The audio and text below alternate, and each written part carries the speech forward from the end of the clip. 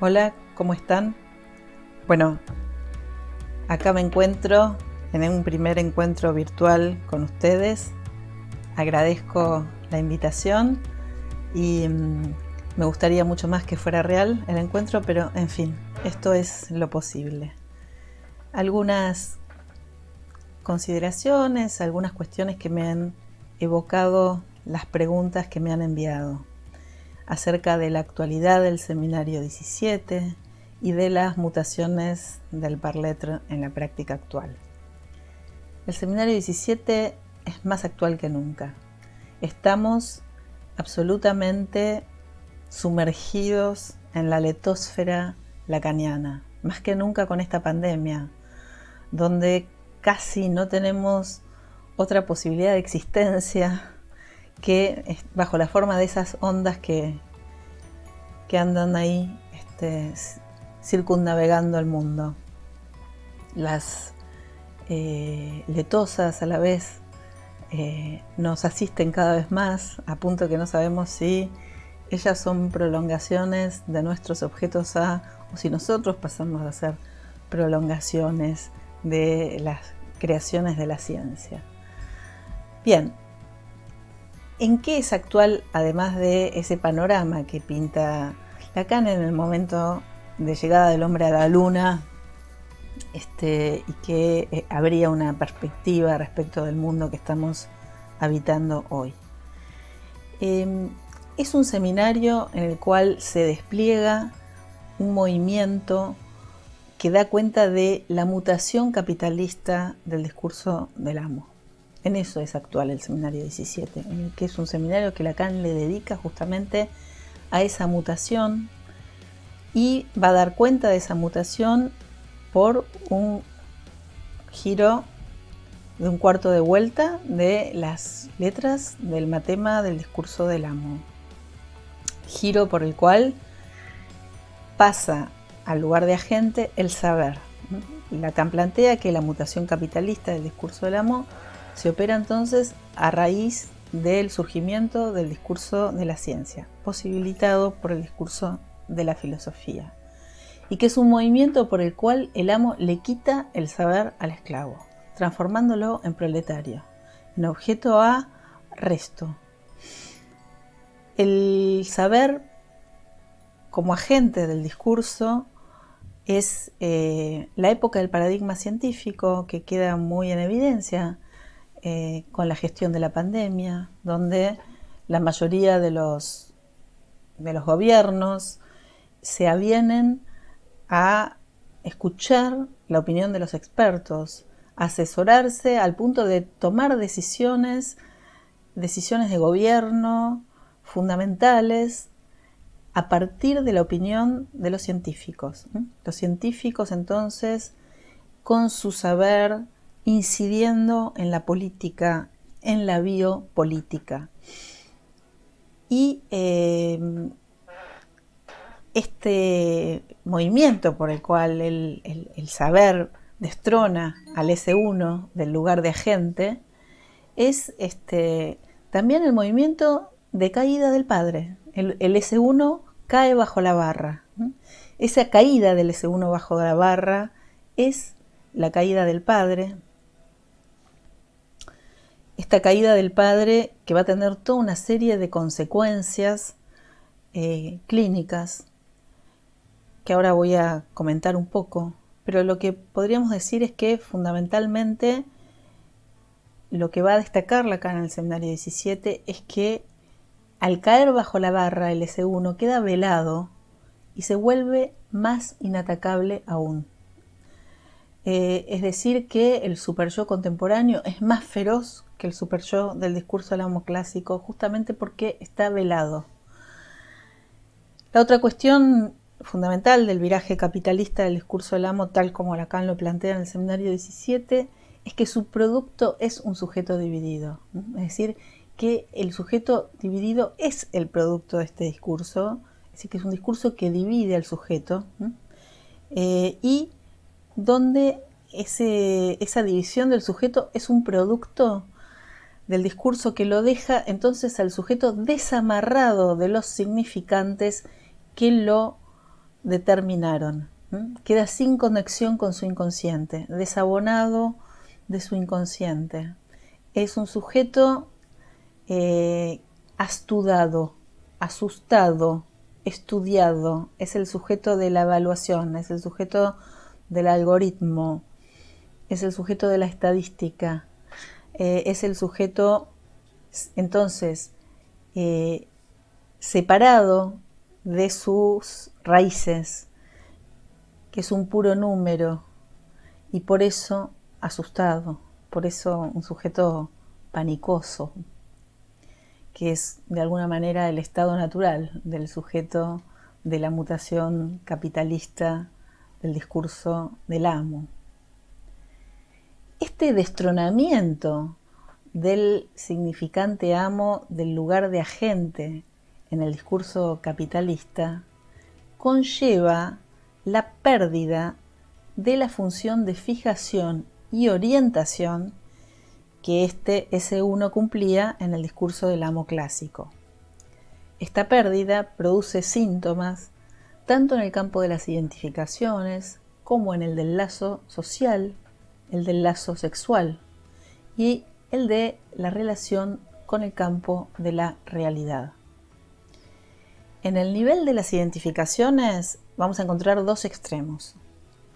Por ahora prevalece el sujeto desorientado, con identificaciones lábiles, erráticas, que deslizan sin anclaje real.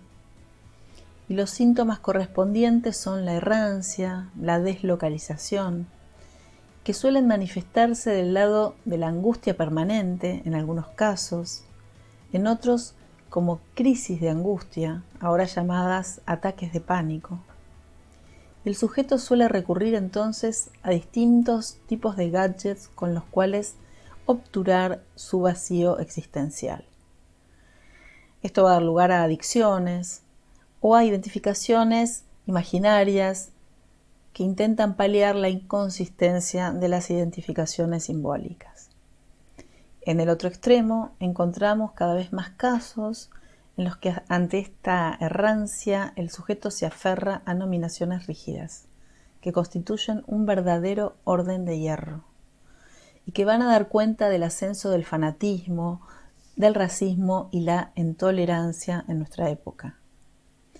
Derogado el nombre del padre y perdida la función de autoridad, el sujeto ya no consigue autorizarse, por lo que el lazo social se vuelve lábil, poco firme, quebradizo o espumoso.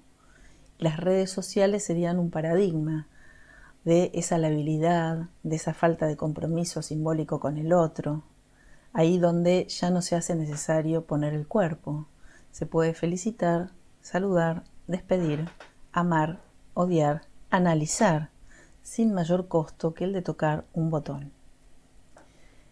Otro tanto ocurre con el campo de la realidad. Ahí también, entonces, lo real se pierde la referencia a lo real en el campo de la realidad.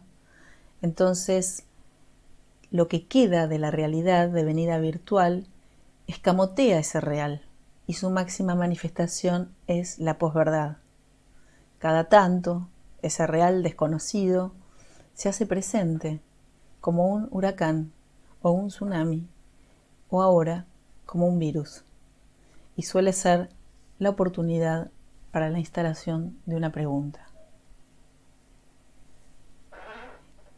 Otra cuestión fundamental es lo que ocurre en el campo del espejo, ya que es la operación rectora del S1 en el discurso del amo la que orienta la experiencia del espejo. Al desvanecerse esa función, encontramos toda una serie de perturbaciones en la relación del sujeto con su imagen especular, que van a dar lugar a síntomas actuales, tales como anorexias, bulimias, obesidades, que se van transformando en epidemias. También la ausencia de identificaciones rectoras que cumplan una función de fijación impide al sujeto relacionarse con un más allá de la imagen especular, con ese más allá del campo simbólico donde se encuentra la falla estructural, que desde el psicoanálisis llamamos castración. Entonces, al degradarse esas identificaciones simbólicas rectoras, el sujeto queda atrapado en la identificación imaginaria.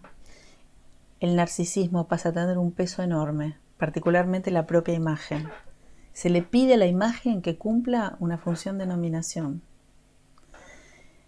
Cuando el sujeto se encuentra atrapado en la relación con su imagen especular, sin poder ver la falta o el agujero que se encuentran tras ella, termina encontrándose con esa falta y con ese agujero en el espejo mismo. Esto es porque se le pide demasiado a la imagen en esta época. Frente a este estado de cosas, el psicoanálisis propone un discurso que surge como una alternativa de mutación al discurso del amo clásico, como un reverso exacto de ese discurso, donde va a situar al objeto A, objeto problemático, resto del discurso del amo, como agente. El analista no se sostiene de ningún ideal, de ningún ese uno. Su propia experiencia analizante lo ha llevado al encuentro con lo más real de la estructura del ser hablante, su ser de objeto resistente, tanto en las dimensiones simbólicas como imaginarias de la experiencia del ser hablante. Ahí donde reside lo que no cesa de no escribirse, que solo puede manifestarse como lapsus, como una equivocación. Entonces, el analista como objeto se coloca antes del sujeto, por eso agente, pero no como el gadget, que es una trampa del mercado que busca suturar momentáneamente la división subjetiva, sino que lo espera antes de que se asiente en el espejismo narcisista, haciendo presente ese real, que no hace más que traer a la sesión analítica la falla estructural que lo habita. Encarna esa falla y se hace presente en corps, aún en cuerpo, sosteniendo la abertura, la iancia, el lapsus, la una equivocación. Pone al sujeto a decir su falta singular, a decir su síntoma, a inventar su síntoma diciéndolo. Es decir, lo lleva a reconectarse con el inconsciente, con las huellas de esas marcas que vinieron del otro, para poder producir algunos significantes amo que otorguen algún orden de fijación, alguna orientación en su experiencia subjetiva. Esta orientación no buscará ni restablecer el discurso del amo clásico, ni remedará la lógica forclusiva del sujeto del discurso de la ciencia, que es lo que ponen en acto las prácticas terapéuticas, cognitivistas o comportamentales. Por el contrario, en la experiencia analítica se va a tratar de realizar la experiencia de la castración, liberadora del narcisismo y sus espejos. Tendremos también que interrogarnos en estos encuentros que tengamos en San Juan acerca de entonces la dificultad de sostener nuestra práctica de modo virtual o telefónico en épocas de pandemia. Pero bueno, eso quedará para otro momento. Les mando un saludo y hasta pronto.